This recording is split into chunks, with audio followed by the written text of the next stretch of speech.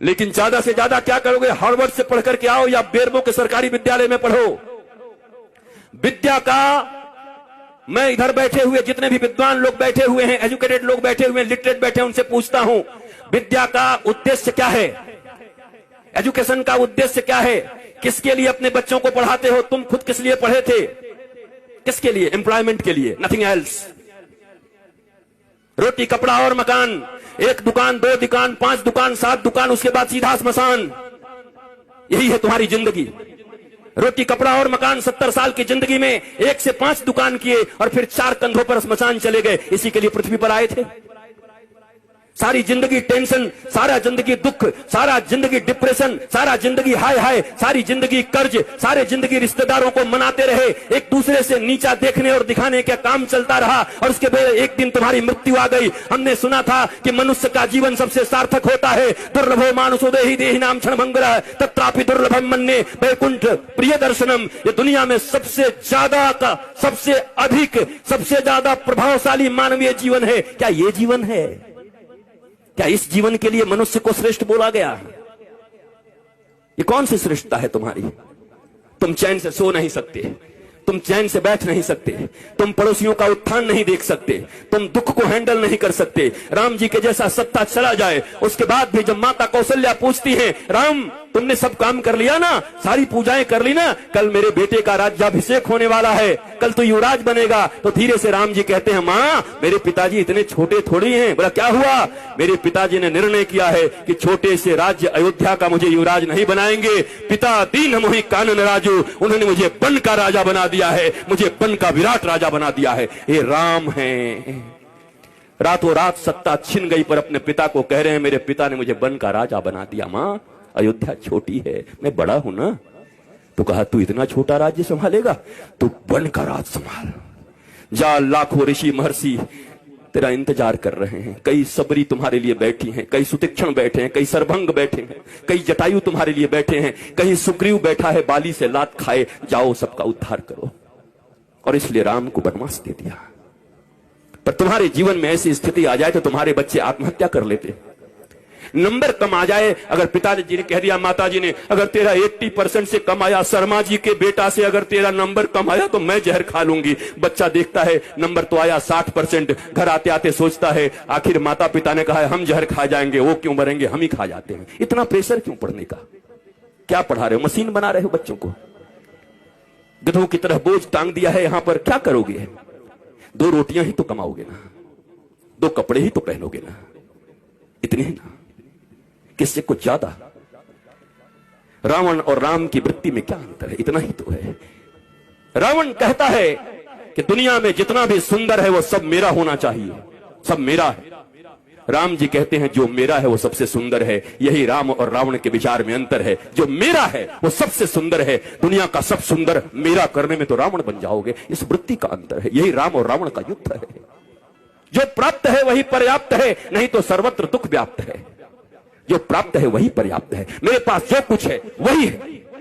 परिश्रम करो, पुरुषार्थ करो, प्रार्थना करो, पर रो मत। वही है वही जो राम रचि राखा, को करे तर्क बढ़ा वही शाखा। इसका मतलब ये नहीं कि आलसी बन जाओ। अगर मैं भी ये कह के पढ़ा होता कि राम जी का कथा होगा तो राम जी कराएंगे, तो क्या राम जी हमारे घर में एरोप्लेन घुसा देते? एयर इंडिया को क्या करते? हमें आना पड़ा, हमें निकलना पड़ा, वृंदावन से आकर के दिल्ली आना पड़ा, दिल्ली से हमें फ्लाइट लेनी पड़ी, फ्लाइट से आकर के रांची लेना पड़ा, रांची से 2.5-3 घंटे में हम और अन्नू बैठ करके साथ में यहां तक पहुंचे, तब जाकर के बेरमो फूसरो पहुंचे। यहां घाटी ऐसी पूरा झारखंड। हम तो चैतन्य महाप्रभु को याद करते आ रहे थे कि हे महाप्रभु हरे राम हरे कृष्ण हरे राम हरे कृष्ण। पूरा हरियाली चारों तरफ थी, अच्छा था। आए, यहां भी आनंद आया, आपको देख करके आनंद आया। याद रखो, कहते तो सभी हैं पर विश्वास रखो, दोनों भुजा उठा के कहता हूं, मेरे लिए बस एक ही आह्लाद है, न कोई चढ़ावा न कोई सामान, बस हृदय से आकर के बैठ करके राम का गुणगान सुन लो, यही मेरी दक्षिणा है। अगर तुम्हारे मुख से राम और कृष्ण के नाम निकलने लगे, तुम्हारे बच्चे अगर शिवाजी और छत्रपति महाराणा प्रताप इत्यादि की तरह होने लगे, विवेकानंद होने लगे, तो मेरी दक्षिणा मुझे मिल गई है। इससे ज्यादा क्या चाहिए? कपड़े भी हैं, गाड़ियां भी हैं, आश्रम भी हैं, बहुत कुछ है। अब क्या करूंगा? मैं अकेला हूं। अकेला नहीं हूं, मेरे साथ 8 अरब लोग हैं। वसुधैव कुटुंबकम, 140 करोड़ भारतीयों के साथ साथ 8 अरब लोग। चूंकि सनातन संस्कृति ही एक ऐसी संस्कृति और धर्म है जो पूरी दुनिया को अपना परिवार मानती है। कोई कहता है मैं बड़ा, कोई कहता है मैं बड़ा, कोई कहता है मैं बड़ा, पर एक हमारा धर्म है जो कुछ नहीं कहता। वो कहता है धर्म की जय हो, अधर्म का नाश हो, प्राणियों में सद्भावना हो और विश्व का कल्याण हो। ये हम कहते हैं, सनातन ही धर्म है। बाकी मत हो सकते हैं, जितने भी लोग हैं, 8 अरब लोग हैं, 8 अरब मत हो सकता है, पर धर्म एक था, एक है और एक सदा रहेगा। और उस धर्म का नाम है सनातन धर्म। एकमात्र धर्म इस पृथ्वी पर है जो पूरी दुनिया को अपना परिवार मानता है, अपने परिवार की तरह रखता है और पूछता है। तुम्हें गौरव। मुझे याद है आज के 10-12 साल पहले जब योगी आदित्यनाथ जी महंत जी सांसद थे, हमारा मिलन हुआ गोरखपुर में, गोरखनाथ पीठ में। एक भागवत की कथा थी, वहां मैं भी था, आप भी थे, एक साथ बैठे हुए थे। हमारी चर्चा होने लगी। उन्होंने कहा क्या कहे, लोग हमें सांप्रदायिक सांप्रदायिक कहने लगते हैं। हम कि महाराज जी अब हमें ग्रंथ खोलना चाहिए। ग्रंथ खोल करके संप्रदाय का परिभाषा क्या है, संप्रदाय किसको कहते हैं। सम्यक प्रकार से हमारे पूर्वजों ने जो हमको प्रदान किया है, जो विचारधारा, जो अपनी विचारधारा, पवित्र विचारधारा हमारे पूर्वजों ने हमें प्रदान किया है, उसको कहते हैं सम्यक प्रकार से विचारों को प्रदान करने की प्रक्रिया को संप्रदाय कहते हैं। और अगर इसे संप्रदाय कहते हैं तो महाराज आज के बाद आप कह दीजिएगा टीवी चैनलों पर कि गर्व से कहो हम सांप्रदायिक हैं, हमारे पूर्वजों ने हमको जो विचार दिया है उसको लेकर के हम इस दुनिया में चल रहे हैं। लज्जा क्यों करते हो, शर्म क्यों करते हो। ये अनपढ़ लोग, ये गंवार लोग जिन्होंने मैकोले की शिक्षा विद्या पढ़ा करके तुम्हें पीछे की ओर ढकेल दिया, तुम सच्ची बात भी कहते हो तो कहने के लायक नहीं रह जाते हो। सांप्रदायिक कोई खराब शब्द नहीं है, संप्रदाय शब्द भारत का सबसे प्यारा शब्द है, सनातन संस्कृति का सबसे प्यारा शब्द है। पर तुमको संप्रदाय के लिए क्या पढ़ा दिया गया, तुष्टीकरण और संप्रदाय पढ़ा दिया गया तुमको। यहां तुष्टीकरण नहीं, यहां 140 करोड़ लोगों के संतुष्टीकरण की बात होती है, यहां 8 अरब विश्व के लोगों की संतुष्टीकरण की बात होती है। यह है सनातन धर्म। तुम्हें गौरव होना चाहिए अपने धर्म के ऊपर, पर तुम बैकडोर में रहते हो, पीछे रहते हो, क्योंकि तुम्हारे पास ज्ञान नहीं है, क्योंकि तुमने हिंदी नहीं पढ़ी, तुम इंग्लिश पढ़ रहे हो। न हिंदी न इंग्लिश, ये मिली जुली। मुझे ताज्जुब तब लगता है जब ये भोजपुरी सिनेमा के एक्टर भी जब टीवी पर आते हैं तो एंड आई इफ यू, अरे भोजपुरी में पिक्चर बनाए, भोजपुरी में बोल। ये हिंदी एक्टर जब आते हैं, सिनेमा बनाएंगे हिंदी, बनेंगे कूली, बनेंगे गांव के आदमी, पर जब आएंगे तो एंड आई एंड दिया एंड मेरी जान आँखें, अरे हिंदी बोल भाई। तुमको इन हिंदी वालों ने सुपरस्टार बनाया है, टेटे टेटे इंग्लिश बोलता है बैठ के। पर हमारे देश में अंग्रेजी बोलना मतलब एजुकेटेड होना, ज्ञानी होना। ये भारतीयों, इस गुलामी से कब निकलोगी। इस दुनिया में सबसे रीच लैंग्वेज है तो संस्कृत है, और सबसे पुअर लैंग्वेज है तो इंग्लिश है। संस्कृत के पास 1,74,00,000 से ज्यादा वर्ड्स हैं। करोड़ कह दिया, अरब। इंग्लिश के पास कितने हैं, बेचारा हर साल 2, 4, 10 बढ़ाते रहता है। हमारी कितनी बढ़िया संस्कृति है, मौसी, चाची, मामी, वहां सब आंटी, पता ही नहीं कौन क्या। Brother and brother in law, बताओ, sister and sister in law, वो लॉ के अनुसार सिस्टर है और ये कैसी सिस्टर है, ये क्या है। This is language. बोलने दो जो बोलते हैं, तुम भी सीख के रखो, पर गौरव तो अपनी संस्कृत पर करो। संस्कृत में गाली भी दोगे ना तो बड़ा आनंद आएगा। किसी को कह दो ना, आप तो ग्राम सिंह हैं, खुश रहा। ग्राम सिंह, ग्राम सिंह का अर्थ कुत्ता होता है, कुकुर। किसी को कह दो आई आई आप तो ग्राम सिंह है, वो भी कहेगा। बाद में कोई कहे हमको ग्राम सिंह कहा, महाराज संस्कृत में कुकुर होता है। कुकुर बोल गया। हमारी गाली भी इतनी प्यारी है हमारी भाषा में, पर हमें मालूम ही नहीं, हम जानते हैं। बदलो अपने संस्कारों को, नहीं तो ये कथाएं तुम्हें और बेहोश कर देंगी कुछ दिन के बाद। और इस बेहोशी में सोमनाथ के मंदिर इतनी बार टूटे। तुम्हें याद है सोमनाथ का मंदिर जब टूट रहा था तो हजारों हजार लोग मारे गए थे। सब विद्वान थे, वेदज्ञ थे, श्रुतज्ञ थे, बड़े बड़े विप्र थे, बहुत मंत्र पढ़ते थे। मंदिर भी टूट गई, वो भी मार दिए गए। कैसे हो गया ये। शास्त्र पढ़ना अलग है और शास्त्र समझना अलग है, रटना अलग है।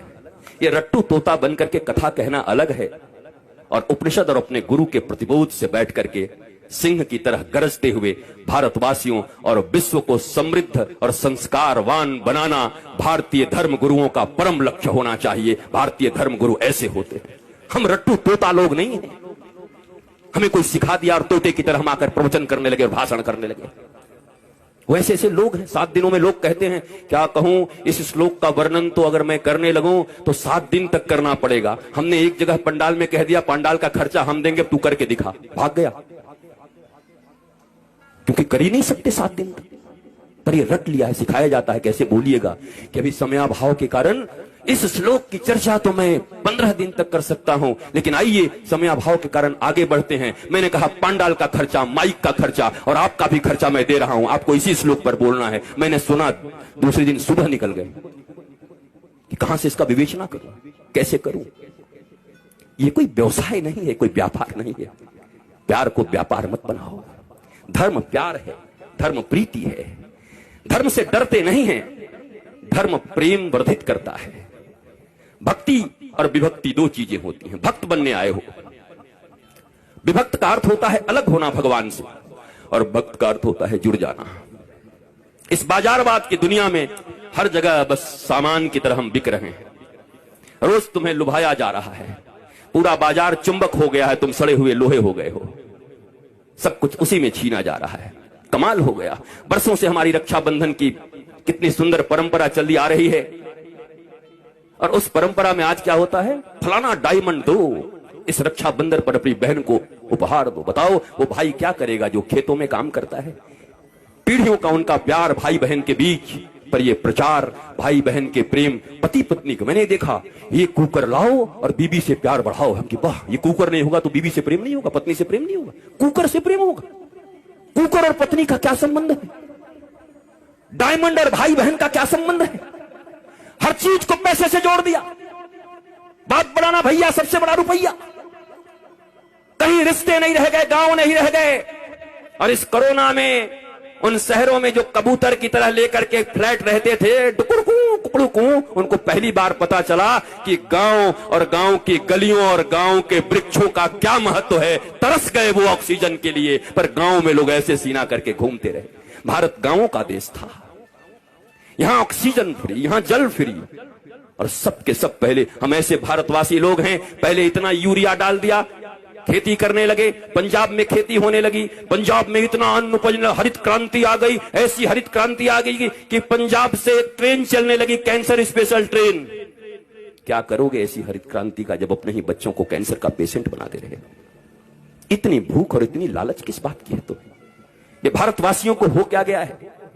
जो भारत विश्व गुरु था, जिस भारत की माताएं प्रहलाद, अलर्क जैसे पुत्रों को जन्म देती थी, ये हो क्या गया है? ये कहां से बुद्धि बिगड़ गई हमारी? ये कहां से आपके बच्चों में आप कंपटीशन भर रहे हैं, सिर्फ प्रतियोगिता भर रहे हैं। इतना छोटा बच्चा होता है, उसको प्रतियोगिता से तुम्हें इतना नंबर लाना पड़ेगा, उससे ज्यादा नंबर लाना पड़ेगा। क्या क्या बना रहे हो उसको? कोई कहता है डॉक्टर बनो, कोई कहता है इंजीनियर बनो, कोई कहता है ये बनो, कोई कहता है व्यवसायी बनो। कोई नहीं कहता बेटा तो कुछ बन न बन, पर श्रवण कुमार की तरह ऐसा बनना कि बूढ़े माता पिता को अगर तीर्थ करने का मन हो तो कंधे पर बिठा के ले चलना। इंसान बन जा, आदमी बन जा, सच्चा बेटा बन जा। वो कोई नहीं बना रहा। उसके बाद रो रहे हैं, उसके बाद निंदा कर रहे हैं गांव में घूम घूम के, हमारा बेटा हमारी बात नहीं सुनता, बहू बात नहीं सुनती, बेटी बात नहीं सुनती। आपने शिक्षा क्या दिया था?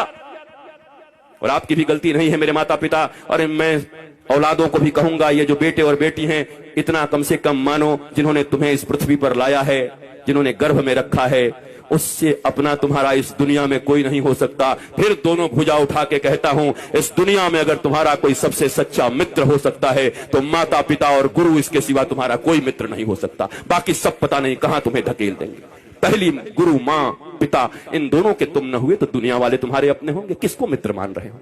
दुनिया में कैसे फ्रेंडशिप है? मेरी वो फास्ट फ्रेंड है। किस लिए? मैं सही करूं या गलत करूं, सदा मेरे साथ खड़ा रहता है। अरे तो तुम्हारा वो दुश्मन है। ये तो दुर्योधन और कर्ण की दोस्ती हो गई।